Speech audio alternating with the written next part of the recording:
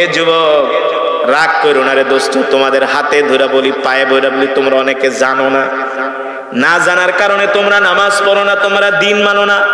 মনে করো মুসলমানের ঘরে জন্ম নিছি, এমনি ভেস্তে চলে যাব, নবীজি এমনি সুপারিশ করে জান্নাতে নিবে, এত সহজ না রে দোস্ত, ঠিক কিনা বলেন?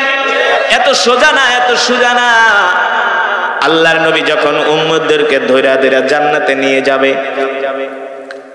তখন কিছু উম্মত যায় বলবো, গো নবী যে আমিও তো আপনার উম্মত, আমাকেও জান্নাতে নিয়ে যান। অথচ দুনিয়াতে খাইতো গাঞ্জা, দুনিয়াতে খাইতো সিগারেট, দুনিয়াতে খেলতো জুয়া জুয়া।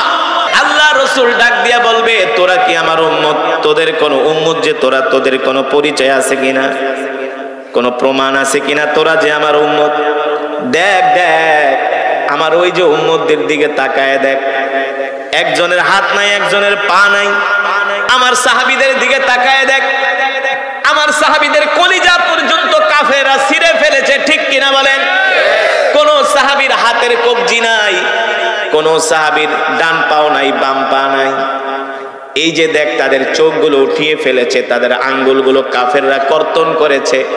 তাদের কোনো দুনিয়াতে অপরাধ ছিল না, তাদের একটাই অপরাধ ছিল, তারা কোরআনের কথা বলতো, ঠিক কিনা বলে?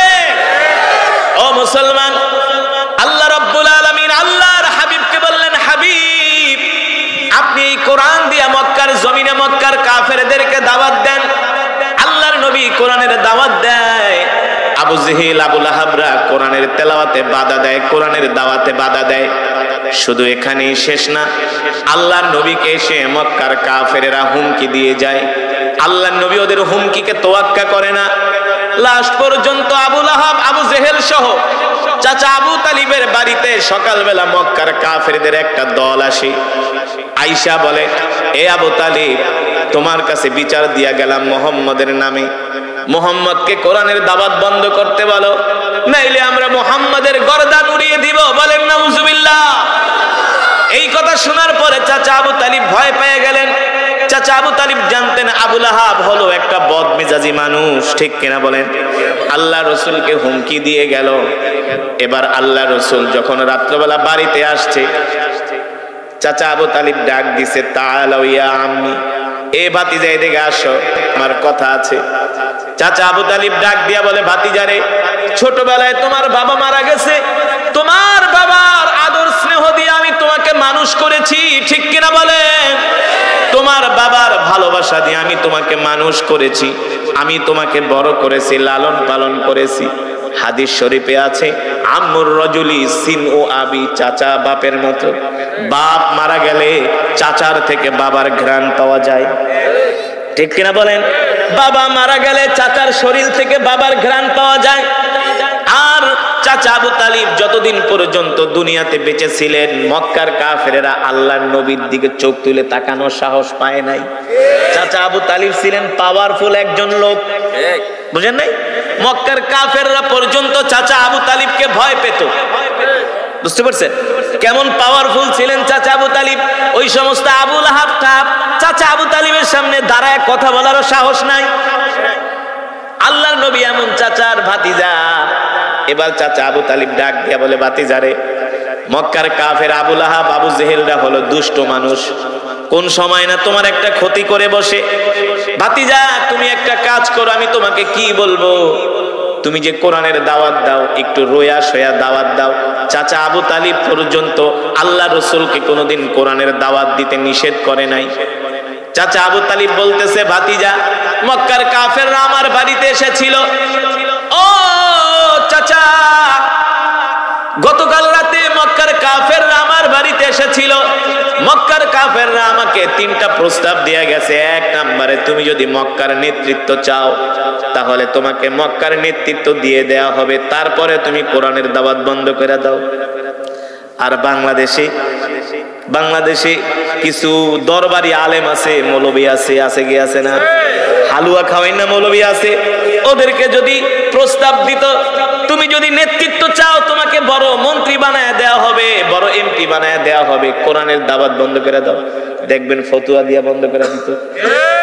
আর আম পাবলিক রে দিলে তো কোনো কথাই নাই, হ্যাঁ, ইমানই হারা হয়ে যাইতো। ঠিক কিনা বলেন? ঠিক না? আল্লাহ রসুলকে মক্কার কাফেররা প্রস্তাব দিয়ে গেলেন, এই আবু তালিব মুহাম্মদকে বলো, যদি মুহাম্মদ মক্কার নেতৃত্ব চায় আমরা মক্কার বড় নেতা বানাই দিব, মুহাম্মদকে তার কথায় আমরা উঠবো আর বসবো। কথা বলছেন? কত বড় পাওয়ারফুল বড় বড় নেতা ছিলেন ওরা। বলে আমরা মুহাম্মদের কথায় উঠবো আর বসবো, মুহাম্মদকে বলো কোরআনের দাওয়াত বন্ধ করে দিতে। আল্লাহ নবী শুনতেছেন আর বলতেছেন, চাচা আর কি বলছি? বলে শোনো ভাতিজা, মক্কার কাফেররা বলে দিছে তোমার যদি সম্পদের প্রয়োজন হয় মক্কার বড় ব্যাংকের চাবি তোমার কাছে দিয়ে দেওয়া হবে, যত দিনার দিরহাম লাগে স্বর্ণ গয়না লাগে তুমি উট ভর্তি কাফেলা ভর্তি ভর্তি তুমি বাড়িতে নিয়ে আসবা। চাচা আর কি বলেছে? বলে শোনো ভাতিজা, দুনিয়ার এমন কোন পুরুষ নাই যেই পুরুষেরা সুন্দরী মেয়ের প্রতি আকর্ষণ নাই, লালায়িত না। কথা কয় না? পৃথিবীর ইতিহাসে যুগে যুগে যত বড় বড় মুসলিম নেতাদের মাথা নষ্ট করেছে কাফের বেঈমানেরা সুন্দরী নারী দিয়া। ঠিক কিনা বলেন? এই যে ইসরায়েল আজকে সারা পৃথিবীতে কেন এত শক্তিশালী? ইসরায়েলের মেয়েরা হলো সবচেয়ে সুন্দরী। এই মেয়েদেরকে দিয়া ইসরায়েল সারা পৃথিবীতে গোয়েন্দাগিরি করায়। মোহাম্মদ বিন সালমানের মাথা নষ্ট করে ইসরায়েলের নারীরা, জানেন না? এই যে ফিলিস্তিনের যিনি প্রেসিডেন্ট ছিলেন ইয়াসির আরাফাত, ফিলিস্তিনকে নিয়ে আজকে এত মারামারি এত যুদ্ধ ফিলিস্তিনকে নিয়ে। এই ইয়াসির আরাফাত কোন মুসলমানকে বিয়ে করে নাই, তিনি বিয়ে করেছিলেন একজন খ্রিস্টান, তিনি বিয়ে করেছিলেন একজন ইহুদি। ঠিক কিনা বলেন? ঠিক না? ওদের সুন্দরী নারীদেরকে দিয়ে আমাদের রাষ্ট্রপ্রধানদের মাথা নষ্ট করে। পৃথিবীর এমন কোন পুরুষ নাই যে সুন্দরী মেয়ে দেখলে তাকাইতে মন চায় না। যদি বলেন হুজুর আমাদেরও তাকাইতে মন চায় কিন্তু আমরা তাকাই না, কার ভয়ে? জানি যে তাকাইলে কবরে গেলে কপালে মাইরাছে। যদিও ভুলে ঠুলে কোনো মেয়ের দিকে নজর চলে যায়, বার সাথে সাথে নজর ফিরাইয়া আল্লাহ মাফ করে দিয়ে, এটা অনিচ্ছাকৃত। ঠিক কিনা বলেন? হারাম। বেগানা মহিলার দিকে তাকানো কি? জোরে বলেন হারাম। আর বর্তমানে যুবকরা হারাম তো দূরের কথা, এইটাকে মনে করে সবচেয়ে বড় আরাম। সিনেমার পোস্টার দেখে আর জিমে। কথা বলে কিছু যুবক আছে সারা রাত শুধু মোবাইলে ওই নায়িকা ফাইকাদেরকে দেখি। আরে বেটা তুই যেই নায়িকাদেরকে দেখা ঘুম নষ্ট করস, এই নায়িকার ধারে কাছে তুই কোনোদিন যাইতে পারবি না। তোরে গেলে লাথি মারবো, তোরে গেলে পুলিশে পিটাইবো। তাইলে তার জন্য তোর ঘুম নষ্ট করার কি দরকার? তোর জিনা করার গুনাহ কামানো কি দরকার? কথা বলেন, কথা সঠিক নাকি বেঠিক? সত্য নাকি মিথ্যা? অথচ আল্লাহ তাআলা কি বলতেছে? বান্দা তুমি যদি আমার ভয়ে গুনাহ থেকে দূরে থাকো, বেগানা মহিলার দিকে তাকানোর থেকে দূরে থাকো, অহুরুন ঈন কামসালিল লুলুইল মাকনুন।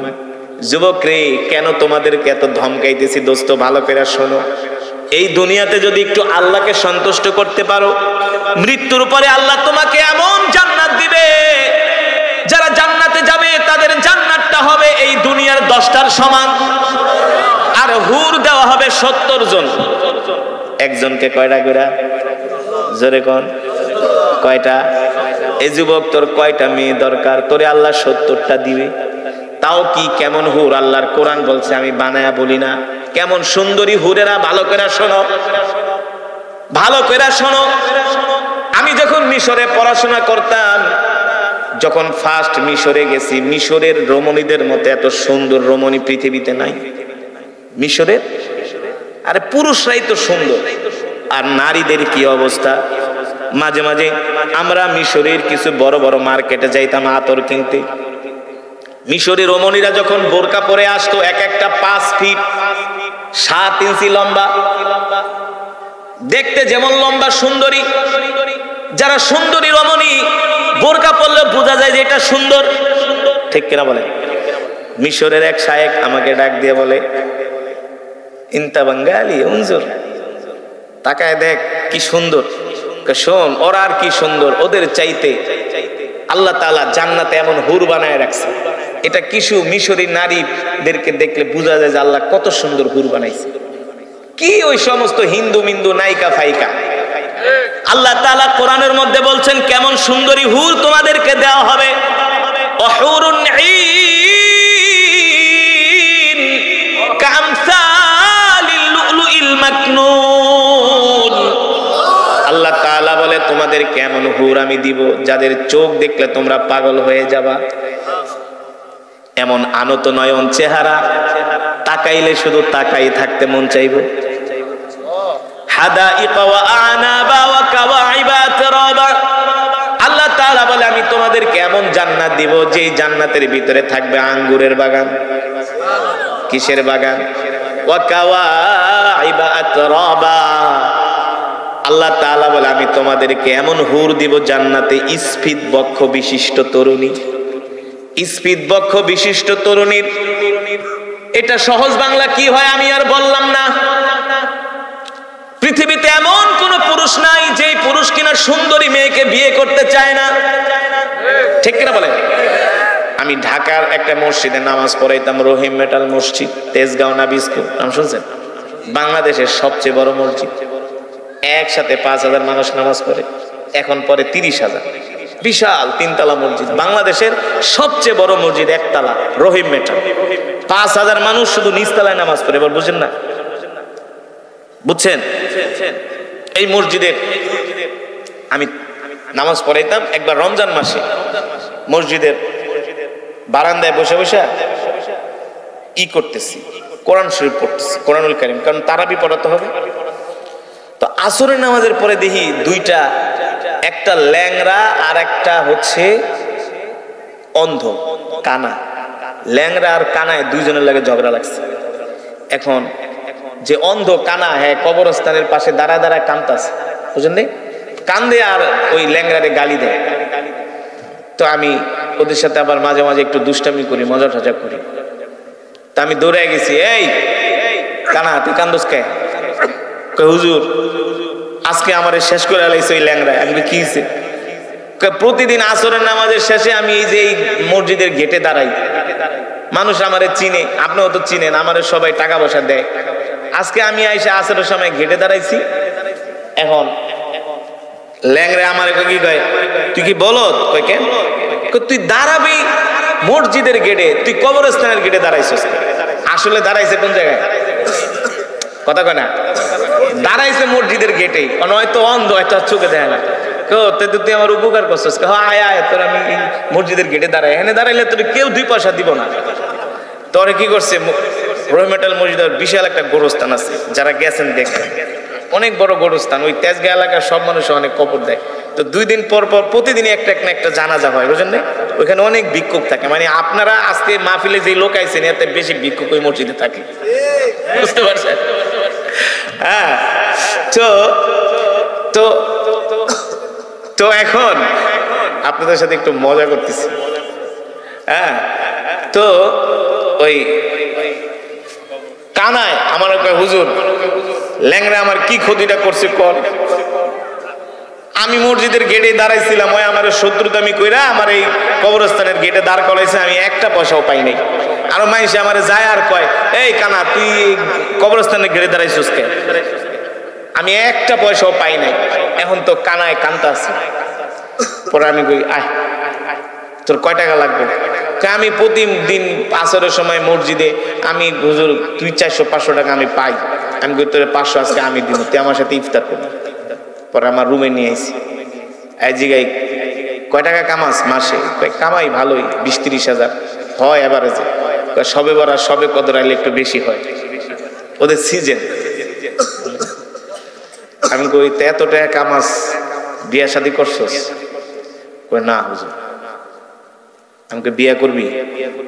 হাসিয়া দিয়া গে, হুজুর বিয়া করতে আবার কার মন না চায়? আমি কই তাই কেমন মায়া চাস?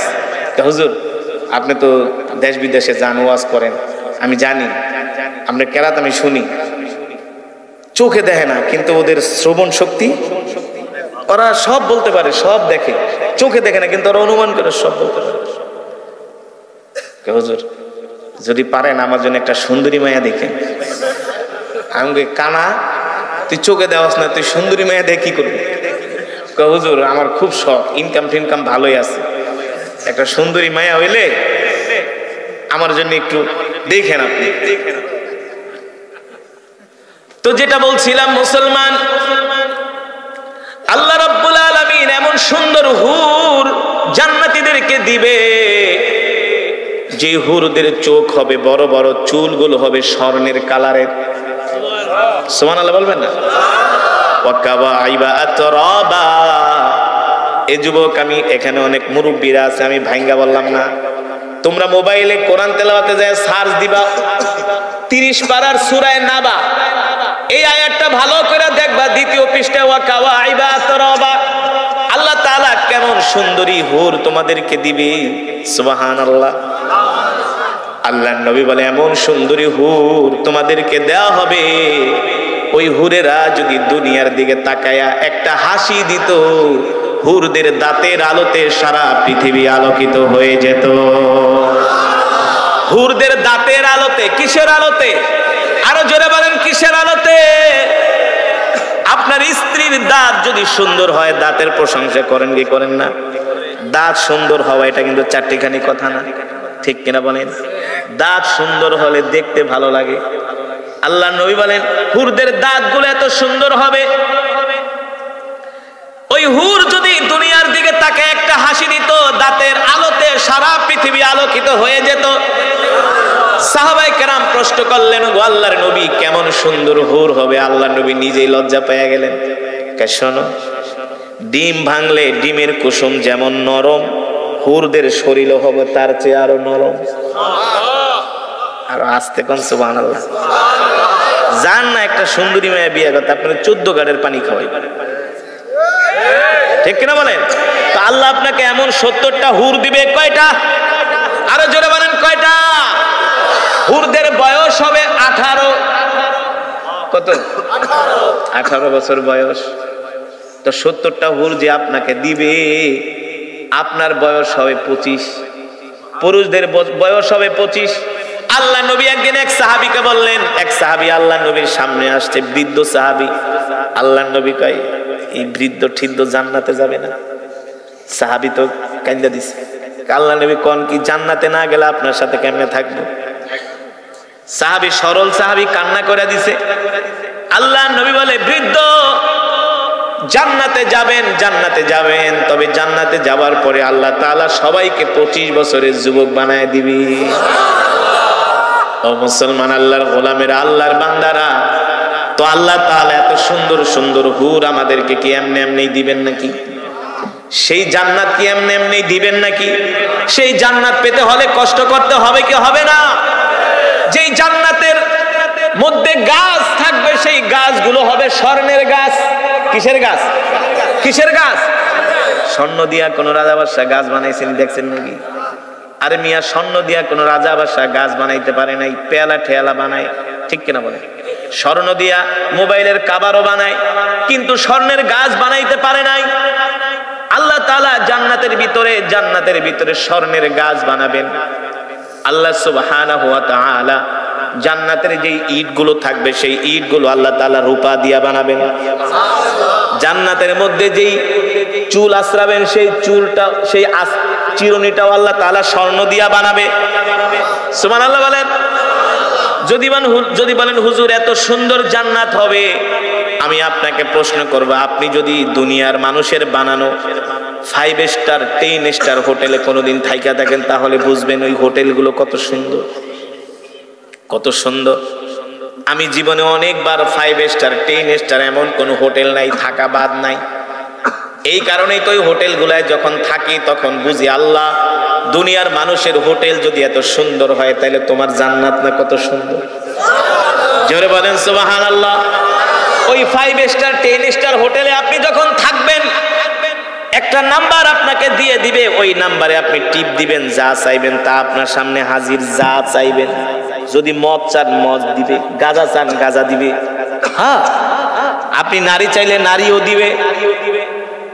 বলে আপনাদেরকে বোঝানোর জন্য বলছি, কি চান সব আপনি ওই হোটেলগুলোতে পাবেন। কি সব আপনি হোটেলগুলোতে পাবেন। তো দুনিয়ার মানুষ যদি এমন হারাম জিনিস দিয়া হোটেলগুলোকে এত সুন্দর করে সাজাইতে পারে, আমার আল্লাহকে হালাল জিনিস দিয়ে সুন্দর জান্নাত বানাইতে পারে কি পারে না?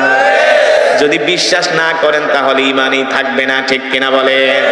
তাহলে ওই জান্নাত আমরা কিভাবে পাবো? ওই জান্নাত আমরা কিভাবে কামাই করব? ওই জান্নাত যদি কামাই করতে হয় তাহলে আমাদেরকে আল্লাহর কোরআন শিখতে হবে, ঠিক কিনা বলেন? যেই কোরআন আমি আপনাদের সামনে তেলাওয়াত করলাম, এই কোরআন নিজেদেরকেও পড়তে হবে, সন্তানদেরকেও পড়াইতে হবে। এই কোরআন নিজেদেরকেও শিখতে হবে, সন্তানদেরকেও শিখাইতে হবে, ঠিক কিনা বলেন? শুধু এই কোরআন আপনি যদি নিজে না শিখেন, সন্তানকেও যদি না শিখান, আপনি মনে করবেন আপনি বাঁচতে পারবেন না। আল্লাহর নবী বলেছেন, তলাবুল ইলমি ফারিদাতুন আলা কুল্লি মুসলিম, কোরআন শিক্ষা করা প্রত্যেকটা মুসলমানের উপরে ফরজ, ঠিক কিনা বলেন?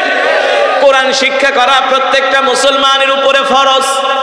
এই কারণে কোরআন যদি আপনি না শিখেন, আপনি বিশুদ্ধভাবে নামাজ পড়তে পারবেন না, আপনার নামাজ হবে না।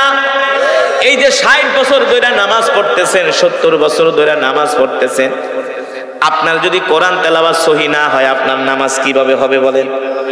দুনিয়ার সব মাতবরি বোঝেন, একখানি জমিনে কতটুকুন পেঁয়াজ লাগাইলে কয় মণ পেঁয়াজ হবে সেই হিসাবটাও বইলা দিতে পারেন, ঠিক কিনা বলেন? ব্যবসায়ী হিসাব জানেন, সব হিসাব জানেন, কিন্তু কোরআন তেলাওয়াত করতে জানেন না, কোরআন তেলাওয়াত পারেন না। বাবারে এত সোজা না, এত সোজা না। আল্লাহ তাআলার কাছে পুঙ্খানুপুঙ্খানুভাবে হিসাব দিতে হবে, ঠিক কিনা বলেন? আর সমস্ত গুনাহ ছেড়ে দিতে হবে। 5 ওয়াক্ত নামাজ জামাতের সাথে পড়তে হবে। কয় ওয়াক্ত নামাজ? আরো জোরে বলুন, কয় ওয়াক্ত নামাজ? যারা মুমিন, যারা 5 ওয়াক্ত নামাজ জামাতের সাথে আদায় করবে, আল্লাহর নবী বলেন তাদের জন্য জান্নাত হলো মৃত্যুটা শুধু বাকি। মৃত্যু হবে আর আল্লাহ তাআলা সোজা জান্নাতে প্রবেশ করাবে। সুবহানাল্লাহ বলেন। তাহলে আজকের মাহফিল থেকে আপনারা ওয়াদা করেন, জীবনে যতদিন বাঁচবেন আর কোনোদিন নামাজ ছাড়বেন না। রাজি আছেন? নামাজ পড়বেন তো? হাত ওঠান। কয় ওয়াক্ত? আরো জোরে বলেন, কয় ওয়াক্ত? কয় ওয়াক্ত? মাশাআল্লাহ, হাত নামান। ফজরের নামাজ বাদ দিয়া আপনাদের এলাকায় জুমার নামাজে কেমন মুসল্লি হয়? কেমন? মসজিদে জায়গা দেওয়া যায় না, বারান্দাও জায়গা দেওয়া যায় না, অজুখানায়ও দাঁড়ায়। আছে না কিছু নামাজি 1:30 বাজে 1:25 ঘর থেকে বের হয়, লুঙ্গি একটা লেসরাইতে লেসরাইতে, টুপি একটা মাথায় দেয় উত্তর দিকে ফিরাইয়া। এমন কোনো মুসল্লি আছে না? জামা গায়ে দেয়, 2টা বুতাম লাগায়, 3টা খোলা রাখে। ঢলতে ঢলতে 1:25 এসে মসজিদে ঢুকে। যখন ইমাম সাহেব নামাজে দাঁড়ায় তখন ছোট বাচ্চাদেরকে কষ্ট, তখন নামাজ পড়া লাগবে না, কাতারেতে সরায় দেয়, আর নিজে খুব বড় নামাজি, ঠিক কিনা বলে? এমন নামাজি হলে চলবে নাকি? হ্যাঁ? তাহলে যেটা বললাম, আপনাদের এলাকায় মসজিদে, জুমার মসজিদে জায়গা দেওয়া যায় না, এমনকি অজুখানায়ও জায়গা দেওয়া যায় না। না, অজুখানায়ও জায়গা দেওয়া যায় না। এত মুসল্লি, এত মুসল্লি। ওই মসজিদে একটু ফজরের সময় আইসা দেখেন, মাঝে মাঝে ইমাম সাহেব আর মুয়াজ্জিনার 2 জন বৃদ্ধ, যাদের বয়স 70। কারণ বৃদ্ধ মানুষ তো এমনি কম ঘুমায়। মানুষের বয়স যখন বাড়ে, খাওয়াও কমে যায়, ঘুমও কমে যায়। হ্যাঁ যুবক, কি মনে করছো? মানুষ যখন বৃদ্ধ হয়, খাবারও কমে যায়, ঘুমও কমে যায়, ঠিক কিনা বলেন? ও বাবা, আপনাদের হাতে ধরে পায়ে পড়ে যদি আল্লাহর ওই জান্নাত পেতে চান, আল্লাহর নবী দ্বীনের জন্য কত কষ্ট করেছেন, সাহাবায়ে কেরাম কত কষ্ট করেছেন, তাবিঈন, তাবিঈনরা কত কষ্ট করেছেন, সিদ্দিকিন, শুহাদায়ে সালিহিনরা কত কষ্ট করেছেন রে বাবা। আমাদেরকে ওই দ্বীনের জন্য কষ্ট করতে হবে, আল্লাহর হুকুম মানতে হবে, 5 ওয়াক্ত নামাজ জামাতের সাথে আদায় করতে হবে, ঠিক কিনা বলেন? রাজি আছেন? আজকে আপনাদেরকে জান্নাতে যাবার একটা সহজ একটা পদ্ধতি শিখায় দিই। শিখাবো? বলবো? এই কথাটা বলেই আজকের বয়ান শেষ।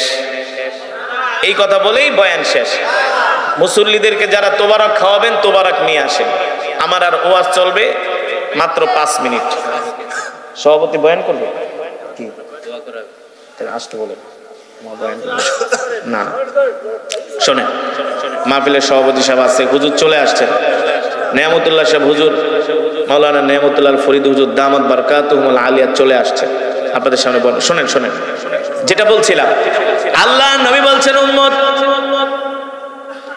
তোমরা যদি একটা সূরা আমল করো, ইন্তেকালের সাথে সাথে আল্লাহ তাআলা তোমাদেরকে জান্নাত দিয়ে দিবে। কেউ যদি প্রতিদিন এশারের নামাজের পরে একটা সূরা, মাশাআল্লাহ, কোন সূরা? সূরাতুল মুলক। আল্লাহর নবী বলেন, কেউ যদি এশারের নামাজের পরে সূরাতুল মুলকের তেলাওয়াত করে, আল্লাহর নবী বলেন তার ইন্তেকালের পরে যদি আল্লাহ তাকে জান্নাত না দেয়, তাহলে সূরাতুল মুলক আল্লাহর সাথে ঝগড়া করবে যে আল্লাহ আমাকে সেই দুনিয়ার জমিনে পড়েছে, আপনি কেন তাকে জান্নাত দিবেন না? সুবহানাল্লাহ বলেন। কিন্তু শর্ত হলো নামাজ আদায় করার পরে পড়তে হবে, নামাজ ছাড়া না। কি? সিলেটের এক মাহফিল আমি বলছিলাম, কেউ যদি সূরাতুল ইখলাস 1000 বার তেলাওয়াত করে, আল্লাহর নবী বলেছেন আল্লাহ তাআলা তার জন্য 300টি রিজিকের দরজা খুলে দিবে। কয়শটি? 300টি। একটা বন্ধ হইলে আরেকটা, একটা বন্ধ হইলে আরেকটা। তো এক সিলেটি যুবক আমাকে আগে, হুজুর আপনি সত্যি কইছেন যে সূরাতুল ইখলাস পড়লে আল্লাহ তাআলা জান্নাত দিবেন? হ্যাঁ। তুমি পড়ো। হুজুর আমার লেগা দোয়া করো, আমি লন্ডন যাই। ঠিক আছে, তানে লন্ডন যাই, বুঝছেন নি? আমার লেগা দোয়া করো খারিসা, এতবার লন্ডনের লেগা ট্রাই করি, ভিসা পাই না। ঠিক আছে, তুমি সূরাতুল ইখলাস 1000 বার পড়বা প্রতিদিন, 40 দিন আমল করো, আর পাসপোর্টটা জমা দাও, দেখবা আল্লাহ তোমার ভিসার ব্যবস্থা করে। তো আমি 6 মাস পরে সিলেটে গেছি মাহফিলে। সিলেটের ওইদিকে প্রচুর প্রোগ্রাম করি। তো সিলেটের মানুষ তো আল্লাহওয়ালা, ওই দিনের বেলা ওয়াজ করলো 10,000 মানুষ হয়, আর শুধু মাগরিবের পরে যদি শোনে কারি সাবাইছে, পঙ্গপালের মতো যুবকরা, বেশিরভাগ হলো যুবক। আলহামদুলিল্লাহ, সিলেটের মানুষের একটা গুণ আছে, সিলেট চিটাগাং চলে আসে। তো আমি 6 মাস পর মাহফিলে গেছি, ওই যুবকের সাথে দেখা। কোবা খিতা খারিসা খি খইলা না খইলা, তুমি খইলা যে 1000 বার সূরাতুল ইখলাস পড়লে ভিসা পাও না, তো খিতা আমল করলাম ভিসা পাইলাম না, তুমি খিতা খয়া গেলা। আমি কিছে ভিসা পাও নাই? না, সূরাতুল ইখলাস পড়ছিলা, বিশ্বাস করুক, সূরা ইখলাস 1000 বার পড়ার লাই আমি 1000 দানার একটা তসবিহ কিনছি। প্রতিদিন আমি এই সূরা পড়ি যাতে আমি লন্ডনের ভিসাটা পাই। পাশের থেকে তার কাজিন চাচাতো হয়ে গেল, হুজুর সে সূরা পড়ছে ঠিকই, নামাজ একক তো পড়ে না, নামাজ একক তো পড়ে না। কান দিয়ে শ্রবণ করেছেন কথা বলেন। আরে আমি কি ইংলিশে বলছি? তো বাংলায় বলছি যে হৃদয়ের কাও, হৃদয় শব্দটা বোঝেন নাই নাকি? মন দিয়া শুনছেন? মাশাআল্লাহ। যদি শুনে থাকেন, এক এক হরফে 10টি করে নেকি পেয়েছেন। কয়টা করে নেকি? 10টি করে নেকি পেয়েছেন। এই মাজমায় যারা উপস্থিত হয়েছেন সকলেই এক খতম করে করে কোরআনুল কারীমের সওয়াব পেয়েছেন। কয় খতম? সবাই মিলে এক খতম না, এক একজন এক এক খতম। হাদিস শরীফে আসছে, তিরমিজির বর্ণনায় সাহাবী আবু সাঈদ আল খুদরি রাদিয়াল্লাহু তাআলা আনহু থেকে হাদিসটি বর্ণিত। আল্লাহর নবী বলেন, কেউ যদি সূরাতুল ইখলাস শরীফ 3 বার তেলাওয়াত করে শোনে, আল্লাহ তাআলা সকলের আমল নামায় এক খতম করে করে কোরআনুল কারীমের সওয়াব দান করে। তাহলে এক খতম করে কোরআনুল কারীমের সওয়াব পেয়ে আপনারা খুশি নাকি বেজার? জোরে বলুন। বয়ান কি চলবে? নাহলে মোনাজাত দিয়ে দিব। আপনাদের এই মাহফিলে যেই লোক আমি জোহরের পরে বয়ান করলো এর চেয়ে বেশি লোক হয়, কিন্তু আমি নগরকান্দা, সালথা, ওইদিকে মানিকগঞ্জ কিছু জায়গা আছে, এদিকে মাদারীপুর, ওয়াজে লোক আসে না। এটি কি সব গাঞ্জা খাওয়ার পাবলিক নাকি? হ্যাঁ, জারি গান শোনার পাবলিক না? করেন কে? কই লোক নাই, ব্যাপারটা কি? এখানে একটা নায়িকা গায়িকারে আনলে তো এর 10 মাঠে জায়গা দেওয়া যেত না। এই মিয়া, কারি আসাদের মতো একজন কারি সাহেব আনছেন, মাঠের অর্ধেকও ভরে নাই। আপনাদের এলাকাবাসীর তো লজ্জা থাকা উচিত। মিয়া চিনবো না কেন? চিনবো কে? মমতাজরে চিনবো? কারে চিনবো? কপাল তো পুড়ে গেছে। গজব তো এই কারণেই আসে, বর্তমানের মুসলমান কিছু আছে এটি আবু জেহেলের চেয়েও খারাপ, ঠিক কিনা বলেন? দাওয়াত হেকমতের সাথে দিতে হয়, মাঝে মাঝে আবার কিছু গরম কথা বলতো। আরে আবু জেহেল তো কোরআন শুনতে আসতো, তাহলে কি আপনাদের এলাকার মানুষ আবু জেহেলের চেয়েও খারাপ হয়ে গেছে? আবু জেহেল ঈমান আনে নাই, তারপরও কোরআন শুনতে আসতো। মিথ্যা কথা বলছি? বানায় বলছি? আল্লাহ রসুল যখন বাইতুল্লাহ কোরআন পড়তেন, ওই যে দেখছো কিছু আছে ঘুরে ঘুরে ঘুরে বিড়ি টানে আর বাদাম খায়। এত আনকালচার ফরিদপুর, এই গোপালগঞ্জ, মাদারীপুর, আনকালচার সমাজ খুব কম আছে। ওই দিন বিক্রমপুরে ওয়াজ করলাম, কম হলো 200 যুবক। কম আসার দরকার নাই। এটা কেন বলতে হবে? একটা কোরআনের মাহফিল হচ্ছে। আমি তো চরমনের ময়দানে বয়ান করি, আমি তো গোহানডাঙ্গা মাদ্রাসায় বয়ান করি, আমি তো হাটাজারি মাদ্রাসায় বয়ান করি, আমি তো জামিয়া রহমানিয়া যাই। বাংলাদেশের এমন কোনো জায়গা তো নাই যে যাই না। আমি তো এই নিয়ামতুল্লাহ ফরিদি সাহেব যে মাদ্রাসার মোহতামিম, জামিয়াত সুন্নাত আমি আসছি অনেকবার। আসলে কষ্ট লাগে। আমি লক্ষ মানুষের সামনে যেভাবে তেলাওয়াত করছি, বয়ান করি, আপনাদের এই 100 মানুষের সামনে এইভাবেই করছি, ঠিক কিনা বলেন? কিছু বক্তা আছে সামনে মানুষ না থাকলে নাকি ওয়াজের এশক ওঠে না। আমি 10 জন হইলে আমার এশক ওঠে, আবার 10 লাখ হইলে এশক ওঠে। কারণ কোরআন তো আপনাদের জন্য পড়ি নাই, কোরআন পড়েছি কার জন্য? যিনি কোরআন আল্লাহ রসুলের উপর নাজিল করছে তার জন্য কোরআন পড়ছে। আপনারা যে শুনতে পারছেন এটা আপনাদের জন্য অনেক বড় নেয়ামত, ঠিক কিনা বলেন? রাগ করতেছেন? রাগ করলে আপনাদের পায়ে ধরে ক্ষমা চাই, পায়ে ধরে ক্ষমা চাই। আল হাক্কু মুররুন, হক কথা তিতা। আরে আজকে মুসলমান যুবকরা জানে না, মুসলমানরা জানে না যে কোরআন আমি আপনাদের সামনে তেলাওয়াত করলাম, এই কোরআনের জন্য আপনার আমার কলিজার টুকরা নবী কত কষ্ট করেছে। এই কোরআনের জন্য নবী তায়েফের ময়দানে গিয়েছে। তায়েফের ময়দানে কাফেররা আল্লাহর নবীকে 5 কিলোমিটার রাস্তা দৌড়িয়েছে আর কলিজার টুকরা নবীকে পাথর মেরেছে। কার গায়ে পাথর মেরেছে? যার গায়ে মশা মাছি বসা হারাম করে দিয়েছে আল্লাহ, যার শরীর মুবারকে মশা মাছি বসা হারাম। যেই নবী রাস্তা দিয়ে হাঁটলে আকাশের মেঘমালা নবীকে ছায়া দিত, যেই নবীর রক্ত পবিত্র রক্ত, যেই নবীকে সৃষ্টি না করলে আল্লাহ তাআলা তামাম পৃথিবী কিছুই সৃষ্টি করতেন না, সেই নবী এই কোরআনের জন্য কত মার খেয়েছে। এই কোরআন শুনতে আসতো রাসূলের সাহাবীরা, এই কোরআন শুনতে আসতো আল্লাহ রাসূলের প্রিয় সাহাবী হযরতে বেলাল। নাম কি? জোরে বলুন। হযরতে বেলাল হাবশী। আল্লাহ রাসূল যখন জাবালে আবু কুবাইসের পাহাড়ের পাদদেশে বসে গোপনে গোপনে কোরআন পড়তেন, সাহাবীরা গোপনে গোপনে শুনতে আসতো। দিনের আলোতে আল্লাহ রাসূলের সামনে আসার সাহস পেত না, রাতের অন্ধকারে লুকিয়ে লুকিয়ে কোরআন শুনতে আসতো। বুঝতে পেরেছেন? রাতের অন্ধকারে রাসূলের সাহাবীরা লুকিয়ে লুকিয়ে কোরআন শুনতে আসতো। একদিন আবু জেহেলকে কাফেররা ধরলো। এ আবু জেহেল, ব্যাপার কি? মুহাম্মদ যেভাবে কোরআন পড়ে, তার কোরআন শুনে তো মক্কার যুবকেরা কালেমা পড়ে মুসলমান হয়ে যাবে। কি করা যায় আবু জেহেল? আবু জেহেল 144 জারি করলো, আজ থেকে কেউ মুহাম্মাদের কোরআন শুনতে যেতে পারবে না। নাউজুবিল্লাহ বলেন। আবু জেহেল আল্লাহর নবীকে হুমকি হুমকি ধামকি দেয়, মুহাম্মদ তুমি কোরআনের তেলাওয়াত বন্ধ করো। অথচ আল্লাহ তাআলা নবীকে বলছেন, ইন্না আনজালনা ইলাইকা যিকরা লিতুবাইয়িনা লিন-নাস। নবী গো, আমি আল্লাহ এই কোরআন আপনার উপর নাজিল করেছি এই জন্য এই কোরআন দিয়ে আপনি মানুষদেরকে বয়ান করবেন। ঠিক কিনা বলেন?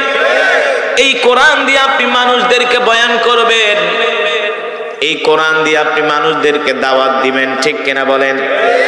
এই কোরআন নিয়ে ঘরে বসে থাকবেন না। আল্লাহর কসম করি মুসলমান যুবক, যুবকেরা ভালো করে শুইনা রাখো। এই বসো, ওঠাউঠি করো, বসো, বসো না, এত ব্যস্ত। ওঠাউঠি করলে কিন্তু আমি বয়ান ছেড়ে দেব, একদম মনোযোগ দিয়ে দেব। আপনারা যদি মহব্বতের সাথে কোরআন না শুনেন, তাহলে আল্লাহ তো আপনাদের অন্তরে কোরআনের নূর পয়দা করবে না। বুঝেন নাই? ইমামের নামাজে ভুল হয় মুক্তাদির কারণে। কিছু মুক্তাদি আছে ওযু করতে জানে না ঠিক মতো, আবার কিছু মানুষ তো বিনা ওযুতে নামাজ পড়ে। বিশ্বাস করেন না? বিশ্বাস করেন না? আমি নিজের চোখে দেখেছি, নিজের চোখে দেখেছি।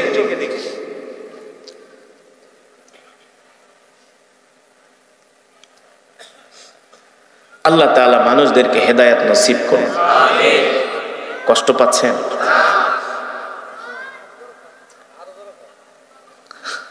মাশাআল্লাহ, আপনাদের ঈমানের পাওয়ার আছে, আল্লাহ আপনাদের কবুল করুন। আমিন। যুগ জামানা পাল্টে দিতে চাইলে অনেকজন, একজনই আনতে পারে জাতির জাগরণ। মাহফিল করলে এটা যদি ভারত হইতো তাইলে মানাইতে পারতাম। আর আমি যে ভারতে যে প্রোগ্রাম করি, সেখানেও প্রায় 15-20 হাজার লোক হয়, 30 হাজার লোক হয়। ভারতে, ভারত কি মুসলমান দেশ? মাত্র 17% মুসলমান, সেখানে 20-30 হাজার লোক হয়। এটা যদি কোনো হিন্দু এলাকা হইতো তাইলে বুঝাইতে পারতাম, এটা তো মুসলমান এলাকা, 100% মুসলমান নাকি? তাইলে রাগ করে না, রাগ করার কারণ আছে। মুসলমান আল্লাহর গোলামেরা, আল্লাহ রাব্বুল আলামিন আল্লাহ নবীর উপরে কোরআন নাজিল করলেন আর বললেন, নবী আপনার উপরে যেই কোরআন নাজিল করেছি এই কোরআন নিয়ে আপনি ঘরে বসে থাকবেন না। ও যুবক বন্ধু, ও বাবারা, মায়েরা, ভালো করে শুনে রাখেন। আমি যে কোরআন পড়লাম, আপনারা যে কোরআন শুনতে আসছেন, মনে করছেন আপনারা অনেক বড় কিছু করে ফেলেছেন। 3 ঘন্টা ওয়াজ শুনে মনে করছেন জান্নাত কামাই করে ফেলেছেন, আল্লাহর সন্তুষ্টি অর্জন করে ফেলেছেন। এত সোজানা রে দোস্ত, এত সোজানা। এই কোরআনের জন্য আল্লাহর নবী 63 বছর জিন্দেগিতে সরাসরি 27 বার যুদ্ধের ময়দানে গিয়েছেন। এই কোরআনের জন্য সাহাবীরা জীবন দিয়েছেন, এই কোরআনের জন্য সাহাবীরা রক্ত দিয়েছেন। এই কোরআন শুধু আল্লাহ তেলাওয়াত করার জন্য নাজিল করে নাই, এই কোরআন শুধু খতম করার জন্য আল্লাহ নাজিল করে নাই। বাপ মরে যাবে, 40 দিন পরে 10টা গরু জবাই করায়া 100 ইমাম দাওয়াত দিয়া জনমের মতো খিচুড়ি খাইবেন, এই কারণে আল্লাহ কোরআন নাজিল করে নাই। ঠিক কিনা বলেন? আল্লাহ কোরআনে কি বলছেন? আলা লাহুল খালকু ওয়াল আমর তাবারাকাল্লাহু রাব্বুল আলামিন। আলা লাহুল খালকু ওয়াল আমর তাবারাকাল্লাহু রাব্বুল আলামিন। আল্লাহ রাব্বুল আলামিন বলেন, নবী মক্কার কাফেররা আপনাকে কোরআনের কথা বলতে দেয় না, মক্কার কাফেররা কোরআনের তেলাওয়াতে বাধা দেয়, মক্কার কাফেররা আপনাকে দ্বীনের দাওয়াত দিতে দেয় না, মক্কার কাফেররা আপনাকে দ্বীনের দাওয়াত দিতে বাধা দেয়। আপনি মক্কার কাফেরদেরকে ভয় করবেন না, আপনি বুক উঁচু করে মক্কার কাফেরদের সামনে ঘোষণা করে দেন, এ মক্কার কাফেররা শুনে রাখো, আজ থেকে আমি আল্লাহর পয়গম্বর মুহাম্মদ সাল্লাল্লাহু আলাইহি সাল্লাম ঘোষণা করতেছি, আলা লাহুল খালকু ওয়াল আমর তাবারাকাল্লাহু রাব্বুল আলামিন। এ মক্কার কাফেররা শুনে রাখো, আমি আল্লাহর পয়গম্বর মুহাম্মদ সাল্লাল্লাহু আলাইহি সাল্লাম ঘোষণা করতেছি, তোমরা কোরআনের তেলাওয়াতে বাধা দাও, তোমরা কোরআনের বয়ানে বাধা দাও, তোমাদের বাধা চলবে না। আজ থেকে আমি ঘোষণা করে দিলাম, আসমান যার আইন চলবে তা। ঠিক কিনা বলেন?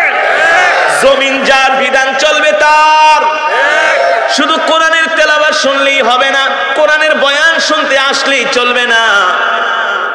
আল্লাহর জমিনে আল্লাহর কোরআনের রাজ কায়েম করতে হবে, ঠিক কিনা বলেন? আপনি আমি সারা জীবন কোরআনের বয়ান শুনলাম, আর রাষ্ট্র পরিচালনা করলো সুদখোর ঘুষখোরেরা, রাষ্ট্র পরিচালনা করলো মদখোরেরা, ঠিক কিনা বলেন? যারা রাষ্ট্র পরিচালনা করেছে ইতিপূর্বে 50 বছর, যারা রাষ্ট্র পরিচালনা করেছে 100-র ভিতরে 90 জনের চরিত্রের কোনো ঠিক নাই, 90 জনের চরিত্রের কোনো ঠিক নাই। তারা ঠিক মতো নামাজই পড়ে না, রোজাও রাখে না, মদ খায়, মদ খায়, মদ খায়, জিনা করে, ঠিক কিনা বলেন? ওদের নেত্রীরাই বলেছে, ওদের নেত্রীরাই বলেছে নেতাদের চরিত্র এমন চরিত্র, নাউজুবিল্লাহ বলেন, ফুলের মতো পবিত্র। ওই নেতাদের চরিত্র সম্বন্ধে যদি আপনারা জানতেন, যারা 50 বছর রাষ্ট্র পরিচালনা করেছে একটারও চরিত্রের ঠিক নাই, তাহলে রাষ্ট্র পরিচালনা কারা করবে? কারা? রাষ্ট্র পরিচালনা হবে আল্লাহর কোরআন দিয়া। এই কোরআন তো খতম করার জন্য শুধু নাজিল হয় নাই, তারাবি পড়ার জন্য নাজিল হয় নাই, জার ফুক দেওয়ার জন্য কোরআন নাজিল হয় নাই। এই কোরআনের আইন সংসদ থেকে পাস করতে হবে, ঠিক কিনা বলেন? আল্লাহর জমিনে আল্লাহর কোরআনের রাজ কায়েম করতে হবে। এই যুবক, তুমি কি মনে করছো হাসরের ময়দানে আল্লাহর নবী দাঁড়ায় থাকবে, জিবরাইল এসে বলবে ইয়া মুহাম্মদ ইশফা তুশাফা, আল্লাহ তাআলা আপনাকে নির্দেশ দিয়েছেন আপনি আপনার উম্মতদের জন্য সুপারিশ করেন, যার জন্য সুপারিশ করবেন তাকে আল্লাহ জান্নাত দিবে। তখন আল্লাহ নবী তাদের জন্য সুপারিশ করবেন, কাদের জন্য? যারা দুনিয়াতে আল্লাহর কোরআনের কথা বলেছে, হক কথা বলেছে, এই কোরআনের জন্য কোরআনের কথা বলতে যায় জেল খাটছে, জেল জেল জেল জেল, এই কোরআনের কথা বলতে যায় শহীদ হয়েছে, ঠিক কিনা বলে? এই কোরআনের কথা বলতে যায় স্ত্রীকে বিধবা করেছে, সন্তানদেরকে এতিম করেছে, ঠিক কিনা বলেন? আল্লাহ নবী সমস্ত উম্মতদেরকে ধৈরা ধৈরা জান্নাতের দিকে নিয়ে যাবে। আমাদের বাংলাদেশের মানুষ ওয়াজ শোনার খুব পাগল, সারা রাত ওয়াজ করে, করুন ওয়াজ করুন। ফজরের সময় ময়মনসিংহে সারা রাত ওয়াজ হয়, ফজরের আজান দেয়া সবগুলা ভাগি, ঠিক কিনা বলে? এমন ওয়াজ শুনে কোনো লাভ হবে? আগে তো নামাজ পড়তে হবে, সালাত আদায় করতে হবে, ঠিক কিনা বলেন? তাহলে আপনারা সালাত আদায় করবেন তো ইনশাআল্লাহ? কয় ওয়াক্ত? কয় ওয়াক্ত? যারা নামাজ পড়ে না তারা হলো মুনাফিক। যাদের নামাজ ঠিক নাই তাদের কোনো কিছু ঠিক নাই, যাদের নামাজ ঠিক নাই তাদের কথাবার্তা ঠিক নাই, যাদের নামাজ ঠিক নাই তাদের লেনদেন ঠিক নাই, যাদের নামাজ ঠিক নাই তাদের কাজ কারবার ঠিক নাই, ঠিক কিনা বলেন? আরেকটা কথা বললে তো আপনারা আরো রাগ করবেন। এলাকার ভিতরে সবই তো মুসলমান, ঠিক না? কিন্তু কি বলবো, ওই ব্যক্তি মুনাফিক যে ফজরের নামাজ পড়ে না। আল্লাহ নবী বলছেন তোমরা মুনাফিক তালাশ করবা এইভাবে, ফজরের সময় যারা না আসবে সবগুলা মুনাফিক। কারণ মুমিন ছাড়া ফজরের নামাজ পড়াটা এত সোজা, 3টা কম্বল